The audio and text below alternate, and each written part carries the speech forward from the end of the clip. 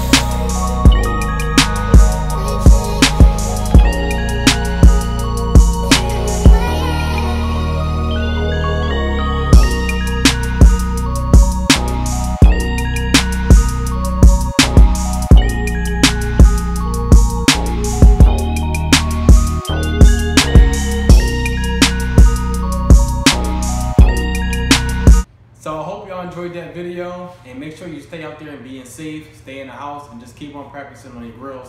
And if you didn't have a chance to go into the website, definitely check the website on our e-course on how to make grills, and it will definitely get you on the path to making grills and being successful in your own business. So definitely check it out, and I appreciate you guys. Watch the next video. It'll be coming up soon.